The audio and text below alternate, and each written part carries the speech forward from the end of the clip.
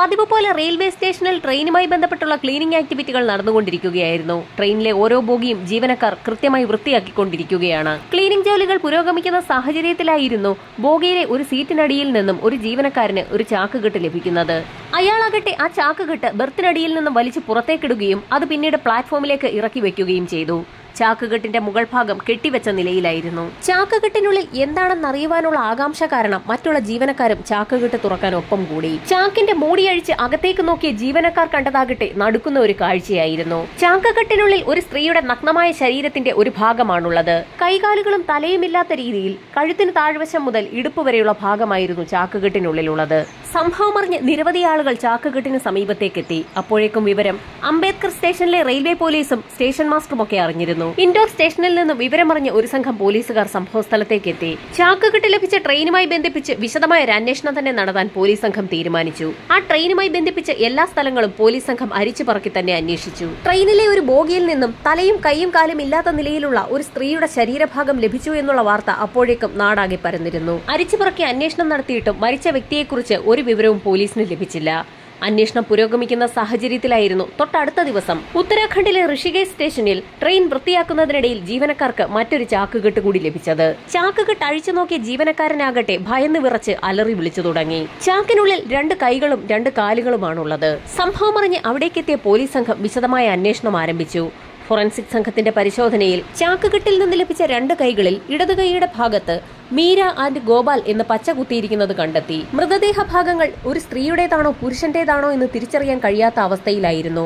എങ്കിലും DNA പരിശോധനയ്ക്ക് വിധേയമാക്കാൻ തന്നെ അന്വേഷണ സംഘം തീരുമാനിച്ചു.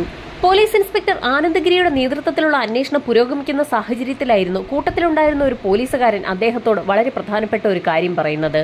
കഴിഞ്ഞ ഏതാനും ദിവസങ്ങൾക്ക് മുൻപ് ഇൻഡോറിന് സമീപമുള്ള അംബേദ്കർ റെയിൽവേ സ്റ്റേഷനിൽ ഇതേപോലെ ഒരു പാഴ്സൽ ലഭിച്ചതും ഒരു സ്ത്രീയുടെ കഴുത്തിന് താഴ്വശം മാത്രമുള്ള ഭാഗങ്ങളാണ് അവിടെ കിട്ടിയതെന്നും ആ ഉദ്യോഗസ്ഥൻ ഇൻസ്പെക്ടറോട് പറഞ്ഞു. അങ്ങനെയെങ്കിൽ ഇപ്പോൾ ലഭിച്ചിരിക്കുന്ന മൃതദേഹ ഭാഗങ്ങൾ അംബേദ്കർ സ്റ്റേഷനിൽ ലഭിച്ചിട്ടുള്ള മൃതദേഹവുമായി ബന്ധമുണ്ടോ എന്നൊന്ന് അന്വേഷിക്കാൻ തന്നെ ഇൻസ്പെക്ടർ തീരുമാനിച്ചു. അന്വേഷണത്തിന്റെ ഭാഗമായി ഇൻസ്പെക്ടർ ആനന്ദഗിരി ഇൻഡോർ സ്റ്റേഷൻ ചാർജുള്ള CIയെ വിളിച്ച് കാര്യങ്ങൾ തിരക്കിയപ്പോൾ അവർക്ക് 2 ദിവസം മുൻപ് അംബേദ്കർ സ്റ്റേഷനിൽ നിന്നും കൈകാലുകളും തലയും ഇല്ലാത്ത രീതിയിൽ ചാക്കുകെട്ടിൽ പൊതിഞ്ഞ രീതിയിലുള്ള ഒരു മൃതദേഹം ലഭിച്ചിട്ടുണ്ട് എന്നുള്ള വിവരം പറഞ്ഞു. ഇൻഡോർ സ്റ്റേഷനിൽ 2 ദിവസങ്ങൾക്ക് മുൻപ് തന്നെ മൃതദേഹ ഭാഗങ്ങൾ ലഭിച്ചതുകൊണ്ട് തന്നെ അവർ DNA പരിശോധന നടത്തിയിരുന്നു. DNA പരിശോധനാ ഫലം ഉടൻ തന്നെ ഇൻസ്പെക്ടർ ആനന്ദഗിരിക്ക് അയച്ചു കൊടുക്കുകയും ചെയ്തു. അപ്പോഴേക്കും ഋഷികേശിലും DNA പരിശോധനാ ഫലം പുറത്തു വന്നിരുന്നു. 2 റിപ്പോർട്ടുകളും ചേർത്ത് വെച്ച് വായിച്ചു നോക്കിയ സാഹചര്യത്തിൽ ഇൻസ്പെക്ടർക്ക് അതിശയമാണ് തോന്നിയത്. രണ്ടും ഒരു വ്യക്തിയുടേത് തന്നെ. കൊല്ലപ്പെട്ടിരിക്കുന്നത് ഒരു സ്ത്രീയാണ്. ഒരു സ്ത്രീയെ കൊലപ്പെടുത്തിയ ശേഷം അവരുടെ കൈകാലുകൾ ഒരു ചാക്കിലും കഴുത്തു മുതൽ ഇടുപ്പ് വരെയുള്ള ഭാഗം മറ്റൊരു ചാക്കിലുമാക്കി ആർക്കും സംശയം തോന്നാത്ത വിധത്തിൽ 2 ട്രെയിനുകളിലെ ബോഗികളുടെ സീറ്റുകളുടെ അടിയിൽ വെച്ചതിനു ശേഷം കൊല ചെയ്ത വ്യക്തി അല്ലെങ്കിൽ വ്യക്തികൾ കടന്നു കളഞ്ഞിരിക്കുകയാണ്. 2 ദിശകളിലേക്കുള്ള ട്രെയിനുകളിൽ കയറ്റിയാണ് ബോഡി പാഴ്സലായി അയച്ചിരിക്കുന്നത്. അങ്ങനെയെങ്കിൽ എവിടെ നിന്നായിരിക്കാം ആ ബോഡി കയറ്റി വിട്ടതെന്നായിരുന്നു പോലീസ് സംഘം ആദ്യം അന്വേഷിച്ചത്. ആ അന്വേഷണം എത്തി നിന്നത് ഉജ്ജയിൻ റെയിൽവേ സ്റ്റേഷനിലാണ്. ഉജ്ജയിൻ സ്റ്റേഷനിൽ നിന്നും അംബേദ്കർ നഗറിലെ ഇൻഡോർ സ്റ്റേഷനിലേക്ക് ട്രെയിൻ പോകുന്നുണ്ട്. അതേ സ്റ്റേഷനിൽ നിന്ന് തന്നെ ഉത്തരാഖണ്ഡിലെ ഋഷികേശിലേക്കും ട്രെയിൻ പോകുന്നുണ്ട്. 2 ട്രെയിനുകളും ഉജ്ജയിൻ സ്റ്റേഷനിൽ ഏകദേശം ഒരേ സമയം എത്താറുമുണ്ട്. അങ്ങനെയെങ്കിൽ ഉജ്ജയിൻ സ്റ്റേഷനിൽ നിന്ന് തന്നെയായിരിക്കും ഏതോ വ്യക്തി അല്ലെങ്കിൽ വ്യക്തികൾ ആ സ്ത്രീയുടെ മൃതദേഹങ്ങൾ ചാക്കുകെട്ടിലാക്കി 2 ട്രെയിനുകളിലാക്കി അയച്ചിരിക്കുന്നതെന്ന് പോലീസിന് വ്യക്തമായി.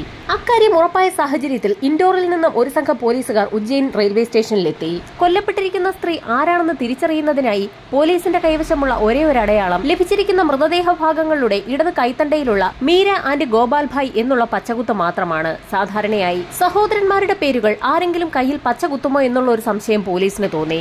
ആ പ്രദേശത്തുള്ള പച്ചകുത്തുന്ന ആളുകളെ കേന്ദ്രീകരിച്ച് പോലീസ് സംഘം ഒരു അന്വേഷണം നടത്തിയപ്പോൾ ആ പ്രദേശങ്ങളിലൊക്കെ സഹോദരന്മാരുടെയും സഹോദരിമാരുടെയും പേരുകൾ പരസ്പരം പച്ചകുത്താറുണ്ടെന്നുള്ള ഒരു വിവരമാണ് പോലീസിന് ലഭിച്ചത്.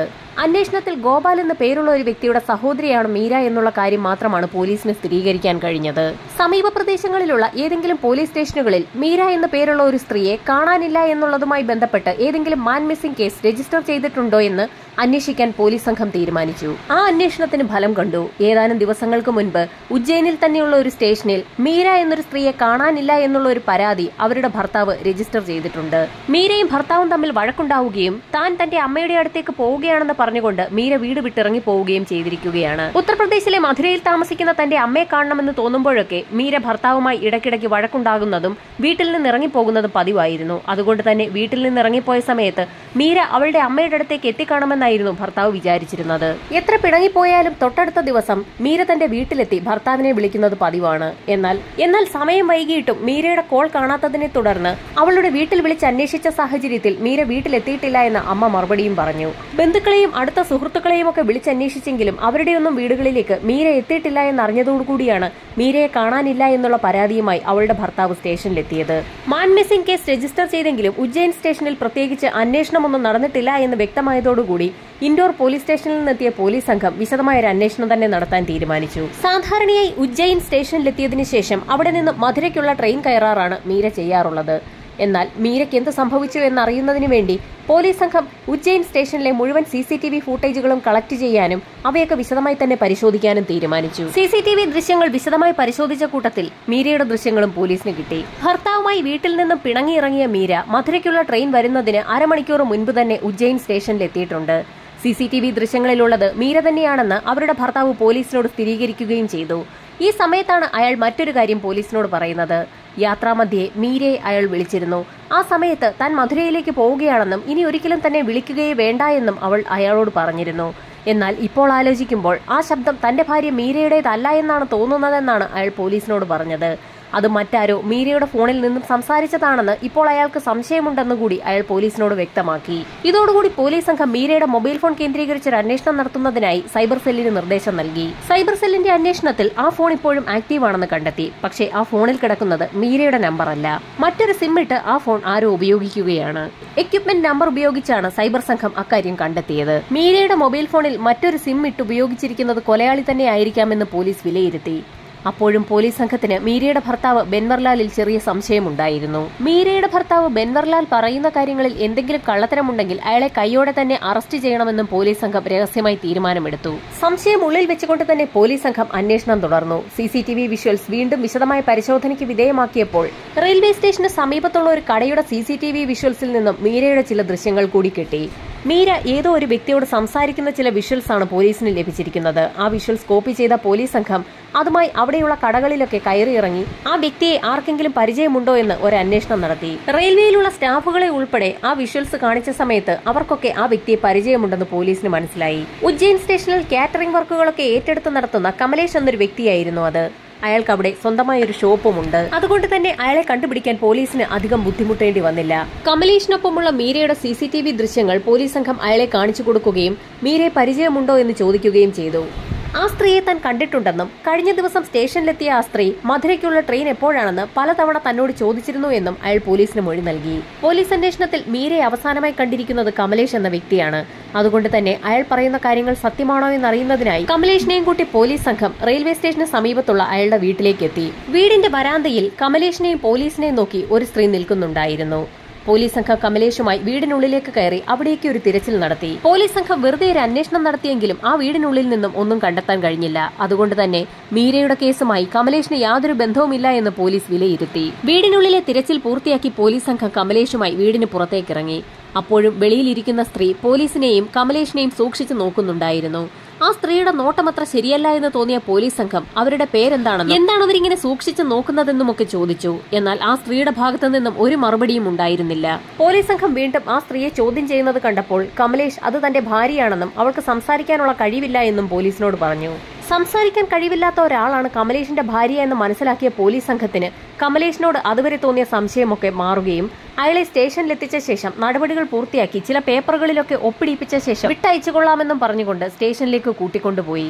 മീരയെ അവസാനമായി കണ്ട വ്യക്തിയെന്ന നിലയിലാണ് കമലേഷിനെ പോലീസ് സംഘം സ്റ്റേഷനിലേക്ക് കൊണ്ടുപോയത്. എന്നാൽ അതേസമയം തന്നെ ഇൻസ്പെക്ടറുടെ നേതൃത്വത്തിലുള്ള ഒരു സംഘം പോലീസുകാർ വീണ്ടും കമലേഷിന്റെ വീട്ടിലേക്ക് പോയി. കമലേഷിന്റെ ഭാര്യയെ ഒന്നുകൂടി ചോദ്യം ചെയ്യുന്നതിനായി സൈൻ ഭാഷ വശമുള്ള ഒരു വ്യക്തിയും കൊണ്ടാണ് ഇത്തവണ പോലീസ് സംഘം കമലേഷ് അറിയാതെ അയാളുടെ വീട്ടിലേക്ക് പോയത്. സൈൻ ലാംഗ്വേജിന്റെ സഹായത്തോടു കൂടി ആ സ്ത്രീ പല കാര്യങ്ങളും ആ വിദഗ്ധനോട് പറഞ്ഞു തുടങ്ങി. കമലേഷ് ആളത്ര ശരിയല്ല എന്നും അയാൾ പല സ്ത്രീകളെയും വീട്ടിലേക്ക് കൂട്ടിക്കൊണ്ടു വരാറുണ്ടെന്നും അവർക്ക് അയാളുടെ ആ സ്വഭാവത്തിൽ തീരെ താല്പര്യമില്ല എന്നും അവർ പോലീസിനോട് പറഞ്ഞു. ഈ സമയത്തായിരുന്നു കൂട്ടത്തിലുണ്ടായിരുന്ന ഒരു പോലീസുകാരൻ മീരയുടെ ഒരു ഫോട്ടോ ആ സ്ത്രീയെ കാണിക്കുന്നത്. മീരയുടെ ഫോട്ടോ കണ്ടപ്പോൾ തന്നെ ഈ സ്ത്രീയെയും കമലേഷ് വീട്ടിലേക്ക് കൊണ്ടുവന്നിരുന്നു എന്ന് അവർ ആംഗ്യ ഭാഷയിൽ പോലീസിനോട് പറഞ്ഞു. മീരയെ ആ വീട്ടിലേക്ക് കൊണ്ടുവന്ന കമലേഷ് അവരെ ഒരു മുറിയിലാക്കിയ ശേഷം അടുക്കളയിലേക്ക് പോവുകയും അവിടെ നിന്ന് ഒരു ഗ്ലാസ് ജ്യൂസ് കൊണ്ടുവന്ന് മീരയ്ക്ക് നൽകുകയും ചെയ്തു. മീര വളരെ സന്തോഷത്തോടുകൂടി ആ ജ്യൂസ് വാങ്ങി കുടിക്കുകയും ചെയ്തു. ഇതൊക്കെ ആ സ്ത്രീ പുറത്തുനിന്നും ജനാല വഴി കാണുന്നുമുണ്ടായിരുന്നു. ജ്യൂസ് കുടിച്ച് ഏതാനും നിമിഷങ്ങൾക്കകം തന്നെ മീര പാതി മയങ്ങിയ അവസ്ഥയിലായി. ഈ സമയത്ത് വാതിൽ അകത്തുനിന്ന് കുറ്റിയിട്ട കമലേഷ് മീര പൂർണ്ണമായും മയങ്ങിക്കാണുമെന്ന് കരുതി മീരയുടെ ഡ്രസ് വലിച്ചഴിക്കാൻ ഒരു ശ്രമം നടത്തി. എന്നാൽ പാതി മയക്കത്തിലായിരുന്ന മീര അതിശക്തമായി തന്നെ എതിർക്കുകയും കമലേഷിന്റെ കൈക്ക് കയറി പിടിക്കുകയും ചെയ്തു. മീരയിൽ നിന്നും അങ്ങനെയൊരു പ്രതികരണം കമലേഷ് ഒട്ടും പ്രതീക്ഷിച്ചിരുന്നില്ല. മീരയുടെ പെട്ടെന്നുള്ള റിയാക്ഷനിൽ എന്ത് ചെയ്യണമെന്നറിയാതെ കമലേഷ് 2 കൈയും ഉപയോഗിച്ച് അവളുടെ കഴുത്തിലേക്ക് അമർത്തിപ്പിടിച്ചു. ഈ സമയത്ത് ഈ കാഴ്ചയെല്ലാം കണ്ടുകൊണ്ട് കമലേഷിന്റെ സംസാരിക്കാൻ കഴിവില്ലാത്ത ഭാര്യ പുറത്തു നിൽക്കുന്നുണ്ടായിരുന്നു.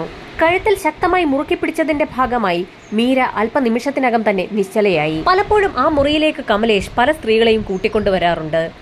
ആ മുറിയുടെ ജനാല ഒരൽപഭാഗം തുറന്നു കിടക്കുകയാണ്. ജനാലയുടെ തുറന്നു കിടക്കുന്ന ആ വിടവിലൂടെയാണ് അയാളുടെ സംസാരിക്കാൻ കഴിവില്ലാത്ത ഭാര്യ ആ കാഴ്ചകളൊക്കെ കാണുന്നത്. ജനാല പൂർണ്ണമായും തുറന്നു കിടക്കാത്ത സാഹചര്യമായതുകൊണ്ട് തന്നെ പുറത്തു നിൽക്കുന്ന ഭാര്യ തന്നെ നിരീക്ഷിക്കുന്നുണ്ടെന്നുള്ള കാര്യം കമലേഷ് അറിഞ്ഞതുമില്ല. മീര മരിച്ചു എന്നുറപ്പായ ശേഷം കമലേഷ് അതിവേഗം തന്നെ അടുക്കളയിലേക്ക് പോവുകയും അവിടെ നിന്ന് 2-3 ചാക്കുകളും ഒരു കത്തിയും സംഘടിപ്പിച്ചുകൊണ്ട് ആ മുറിയിലേക്ക് തന്നെ കടന്നു വരികയും ചെയ്തു. തറയിൽ ഒരു പാ വിരിച്ച ശേഷം മീരയെ വിവസ്ത്രയാക്കി ആ പായിൽ കിടത്തുകയും മീരയുടെ ശരീരം 3 ഭാഗങ്ങളാക്കി മുറിക്കുകയും ചെയ്തു. തല ഒരു ചാക്കിലേക്ക് മാറ്റി, കൈകാലുകൾ മറ്റൊരു ചാക്കിലും ശരീരം വേറെ ഒരു ചാക്കിലുമാക്കി കെട്ടി. രക്തക്കറ പുരണ്ട പായും കത്തിയുമായി മുറിപൊട്ടി പുറത്തേക്കിറങ്ങിയ കമലേഷ് വൈകുന്നേരമാണ് പിന്നീട് മടങ്ങിയെത്തിയത്. രാത്രിയായ സമയത്ത് ആ 3 ചാക്കുകെട്ടുകളും കമലേഷ് തലച്ചുമടായി അവിടെ നിന്നും കൊണ്ടുപോയി. അയാൾ റെയിൽവേ സ്റ്റേഷനിലേക്കാണ് പോയതെന്നും ആ സ്ത്രീ പോലീസിന് മൊഴി നൽകി. കമലേഷിന്റെ ഭാര്യയുടെ മൊഴി വിശദമായി തന്നെ രേഖപ്പെടുത്തിയ പോലീസ് സംഘം തിരികെ സ്റ്റേഷനിലേക്ക് എത്തി. അപ്പോഴും മറ്റൊരു സംഘം പോലീസുകാർ കമലേഷിനെ സ്റ്റേഷനിൽ ചോദ്യം ചെയ്യുകയായിരുന്നു. തനിക്കൊന്നും അറിയില്ല എന്ന് കമലേഷ് പറഞ്ഞ സാഹചര്യത്തിലായിരുന്നു വിശദമായ തെളിവുകളടക്കം പോലീസ് സംഘം പല കാര്യങ്ങളും കമലേഷിനോട് പറഞ്ഞത്. മീരയെ വീട്ടിലേക്ക് കൊണ്ടുപോയതിനും അവിടെ വെച്ച് മയക്കുമരുന്ന് കലർത്തിയ ജ്യൂസ് അവർക്ക് നൽകിയതിനും തെളിവുകളുണ്ടെന്നും മയക്കുമരുന്ന് കലക്കി നൽകിയ ഗ്ലാസ് പോലീസ് കസ്റ്റഡിയിലുണ്ടെന്നും ലാബുകാരുടെ വിശദമായ പരിശോധനയിൽ അതിൽ നിന്ന് മയക്കുമരുന്നിന്റെ സാന്നിധ്യം കണ്ടെത്തിയിട്ടുണ്ടെന്നും അത് സ്ഥിരീകരിച്ചെന്നും പോലീസ് സംഘം കമലേഷിനോട് പറഞ്ഞു. കമലേഷിനെ തീർത്തും അമ്പരപ്പിച്ചുകൊണ്ടാണ് അത്തരത്തിലൊരു സ്റ്റേറ്റ്മെന്റ് പോലീസ് സംഘം അയാളോട് പറഞ്ഞത്. അത് മാത്രവുമല്ല, മീരയുമായി കമലേഷ് അയാളുടെ വീട്ടിലേക്ക് പോകുന്ന നിരവധി CCTV ദൃശ്യങ്ങളും അതോടൊപ്പം തന്നെ മീരയുടെ മൃതദേഹം വെട്ടിനുറുക്കി ചാക്കുകെട്ടുകളിലാക്കി അയാൾ റെയിൽവേ സ്റ്റേഷനിലേക്ക് എത്തുന്നതും അത് ട്രെയിനുകളിലേക്ക് കടത്തിവിടുന്നതുമൊക്കെ CCTV ദൃശ്യങ്ങളിൽ നിന്ന് പോലീസിന് വ്യക്തമായി തന്നെ കിട്ടിയിട്ടുണ്ട്. അക്കാര്യങ്ങൾ കൂടി പോലീസ് സംഘം കമലേഷിനോട് പറഞ്ഞപ്പോൾ അയാൾ തീർത്തും വിളറി വെളുത്തു. കമലേഷ് ട്രെയിനുകളിൽ കടത്തിവിട്ട ചാക്കുകെട്ടുകളിൽ ഒരെണ്ണം ഋഷികേശിൽ നിന്നും ഒരെണ്ണം അംബേദ്കർ റെയിൽവേ സ്റ്റേഷനിൽ നിന്നും പിടിച്ചെടുത്തിട്ടുമുണ്ടെന്നും പോലീസ് വ്യക്തമാക്കി. താൻ പിടിക്കപ്പെട്ടു എന്ന് മനസ്സിലാക്കിയ കമലേഷ് പല കാര്യങ്ങളും പോലീസിനോട് തുറന്നു പറഞ്ഞു. പലപ്പോഴും പല സ്ത്രീകളെയും അവരുടെ സമ്മതത്തോടുകൂടി തന്നെയാണ് കമലേഷ് അയാളുടെ വീട്ടിലേക്ക് കൊണ്ടുപോകാറുള്ളത്. അങ്ങനെയിരിക്കെ ഒരു ദിവസമായിരുന്നു കമലേഷ് അപ്രതീക്ഷിതമായി മീരയെ കണ്ടത്. ട്രെയിൻ എപ്പോഴാണ് വരുന്നതെന്ന് മീര പലതവണ അയാളോട് ചോദിക്കുകയും ചെയ്തു. എന്നാൽ മീരയെ കണ്ടിഷ്ടപ്പെട്ട കമലേഷ് മനഃപൂർവ്വം ട്രെയിൻ നാളെ മാത്രമേ ഉള്ളൂ എന്ന് അവളോടൊരു കള്ളം പറഞ്ഞു. നേരം സന്ധ്യയായതുകൊണ്ട് തന്നെ റെയിൽവേ സ്റ്റേഷനിൽ അങ്ങനെ ഇരിക്കുന്നത് അത്ര പന്തിയല്ല എന്നും സ്റ്റേഷന് തൊട്ടടുത്ത് തന്നെയാണ് തന്റെ വീടെന്നും തന്റെ വീട്ടിൽ ഭാര്യയുണ്ടെന്നും ഒരു ദിവസം അവിടെ കഴിയാമെന്നുമൊക്കെ പറഞ്ഞ് വിശ്വസിപ്പിച്ചായിരുന്നു മീരയെ കമലേഷ് അയാളുടെ വീട്ടിലേക്ക് കൊണ്ടുപോയത്. അത് രാവിലെ മധുരയ്ക്കുള്ള ട്രെയിൻ ഉള്ളതുകൊണ്ട് തന്നെ തന്റെ വീട്ടിൽ കഴിയുന്നതാകും സുരക്ഷിതമെന്ന് അയാൾ മീരയോട് പറഞ്ഞു. മീരയെ വീട്ടിലെത്തിച്ചു കഴിഞ്ഞാൽ പിന്നീട് എന്ത് വേണമെന്നുള്ള കാര്യം വ്യക്തമായി തന്നെ കമലേഷിനറിയാം. അയാൾ നേരത്തെ തന്നെ മയക്കുമരുന്നുകൾ വാങ്ങി സ്റ്റോക്ക് ചെയ്തു വെച്ചിട്ടുള്ള വ്യക്തിയാണ്. അയാൾ സാധാരണയായി തന്റെ സ്വന്തം ഭാര്യയ്ക്കാണ് മയക്കുമരുന്നുകൾ കൊടുക്കാറുള്ളത്. പലപ്പോഴും സ്ത്രീകളെ വീട്ടിലേക്ക് കൊണ്ടുവരുന്ന സമയത്ത് ഭാര്യയ്ക്ക് മയക്കുമരുന്ന് കൊടുത്ത് അവരെ ഉറക്കിക്കിടത്താറാണ് കമലേഷ് ചെയ്യാറുള്ളത്. ഇത്തവണ ഭാര്യയ്ക്ക് മയക്കുമരുന്ന് കൊടുക്കാൻ കമലേഷ് മറന്നുപോയി. മീരയ്ക്ക് മയക്കുമരുന്ന് കൊടുത്ത സമയത്ത് അവൾ പൂർണ്ണമായും ഉറങ്ങിയില്ല എന്ന് അയാൾക്കറിയില്ലായിരുന്നു. മയങ്ങാത്ത സാഹചര്യമുള്ളതുകൊണ്ടാണ് മീര അപ്രതീക്ഷിതമായി കമലേഷിന്റെ കയ്യിൽ കയറി പിടിച്ചതും മീര അക്കാര്യം മനസ്സിലാക്കിയെന്ന് ഉറപ്പായ സമയത്ത് കമലേഷിന് അവളെ കൊല്ലേണ്ടി വന്നതും. മൃതദേഹ ഭാഗങ്ങൾ എന്തുകൊണ്ടാണ് വിവിധ ട്രെയിനുകളിലാക്കി കയറ്റിവിട്ടതെന്ന് പോലീസ് കമലേഷിനോട് ചോദിച്ചു. അതിനും വ്യക്തമായ മറുപടി അയാൾക്കുണ്ടായിരുന്നു. യഥാർത്ഥത്തിൽ ആ ചാക്കുകെട്ടുകൾ സ്റ്റേഷനിലെത്തിച്ച് ഒരു ട്രെയിനിൽ കടത്തിവിടാനായിരുന്നു അയാൾ ശ്രമിച്ചിരുന്നത്. എന്നാൽ ആദ്യത്തെ ചാക്കുകെട്ട് അംബേദ്കർ സ്റ്റേഷനിലേക്കുള്ള ട്രെയിനിലേക്ക് കയറ്റിവെച്ചപ്പോൾ തന്നെ ആ ട്രെയിൻ അവിടെ നിന്നും എടുക്കുകയും ചെയ്തു. ആ ട്രെയിനിൽ നിന്നും അതിവേഗത്തിൽ തന്നെ കമലേഷ് പുറത്തു ചാടിയിറങ്ങി. ആ സമയത്ത് അവിടെ പിന്നീടുണ്ടായിരുന്നത് ഋഷികേശിലേക്കുള്ള ട്രെയിനായിരുന്നു. രണ്ടാമത്തെ ചാക്കുകെട്ട് ഋഷികേശിലേക്കുള്ള ട്രെയിനിന്റെ ബോഗിയിലെ ഒരു സീറ്റിനടിയിലേക്ക് അയാൾ ഒളിപ്പിച്ചു വെച്ചു. മൃതദേഹത്തിന്റെ വിവിധ ഭാഗങ്ങൾ പല ട്രെയിനുകളിലാക്കി വിടുന്നതാണോ നല്ലതെന്ന് അയാൾക്ക് അപ്പോൾ തോന്നുകയും ചെയ്തു. ശരീരഭാഗങ്ങൾ വിവിധ സ്ഥലങ്ങളിലെത്തുമ്പോൾ അന്വേഷണം ഒരു കാരണവശാലും തന്നിലേക്ക് എത്തില്ല എന്നായിരുന്നു കമലേഷ് കരുതിയത്. എല്ലാ കുറ്റങ്ങളും പോലീസിനോട് ഏറ്റുപറഞ്ഞ കമലേഷിന്റെ അറസ്റ്റ് പോലീസ് സംഘം രേഖപ്പെടുത്തി. കേസന്വേഷണം പൂർത്തിയാക്കി കുറ്റപത്രം കോടതിയിൽ സമർപ്പിച്ചു. കേസിന്റെ വിചാരണ ഇപ്പോൾ ആരംഭിച്ചിരിക്കുകയാണ്.